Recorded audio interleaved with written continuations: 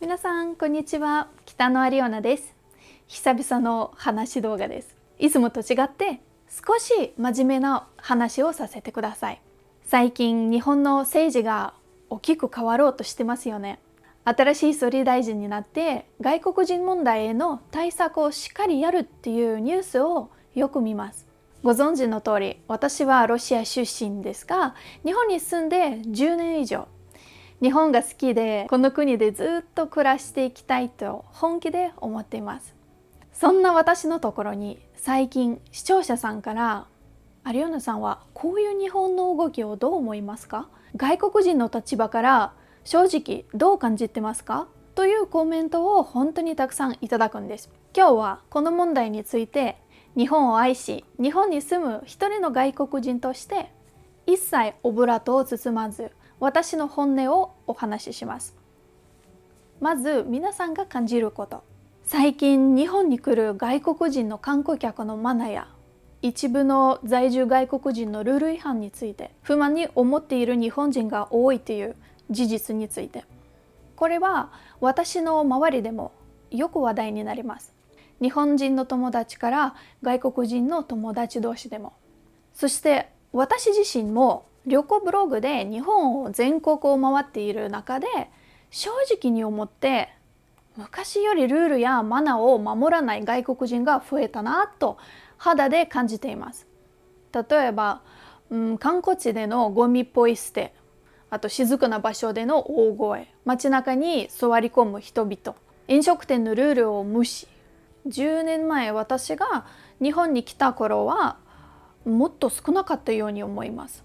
これははっきりに言いますが、日本に来る外国人の層が変わっていると私が強く感じています。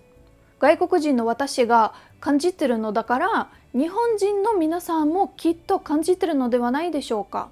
そういう背景もあって、今新しい政権がルールを守らない外国人には厳しく対処する、不法滞在や治安の問題にメスを入れるという方針を打ち出しています。これに賛同する日本人の方々が多いのも私は当然だと思います。それぐらい迷惑声が目立っている。じゃあ外国人の私はどう感じているか。怖がってると思いますか？不安だと思いますか？私はこの厳格化に大賛成です。外国人のあなたがと思うかもしれません。でも違うんです。私のような外国人だからこそ賛成なんです。なぜか理由は3つあります。まず第一に、ここは日本だからです。当たり前のことですが、この国では日本人の皆さんの生活が最優先に守られるべきです。観光客や私たちお邪魔している外国人の都合のために日本人が我慢を強いられるのは絶対におかしい。ここは日本。これが大前提の事実です。2つ目はこれ。真面目な外国人も迷惑している。普通に働いて税金を支払い、ルールを守り、日本で暮らす外国人も当然います。日本の法律を守り、一生懸命働いて税金を納め、地域に貢献しようと努力している。そういう真面目な外国人が本当に迷惑しているんです。ルールを守らない外国人が増えると、真面目に暮らしている外国人や日本が好きで憧れている外国人も残念ながら同じように見られます。また外国人か。外国人はこれだから。こう思われるのは一番悲しい。私たちは日本の皆さんと仲良くしたい。でも一部の悪い外国人のせいで私たちと皆さんの間に見えない壁が作られてしまうんです。本当に残念ですね。はい、そして3つ目。そもそも日本は海外に対して信じられないぐらい寛容な国です。私はロシアから来て10年以上住んでいますが、日本のルールを守り、普通に暮らしているだけで、差別されたって感じたことはほとんどありません。こんなに安全で親切に扱ってくれる国は他にありますか？現状はその親切さや優しさを分かっていて利用しようとしている迷惑外国人がいるのも事実です。そもそもルールを守ることは国籍に関係なく当たり前のことですよね。だからもしこの当たり前のルールを厳しくすることに反対する外国人がいるとしたら、それは自分がルールを破る側だからだと私は個人的には思ってしまいます。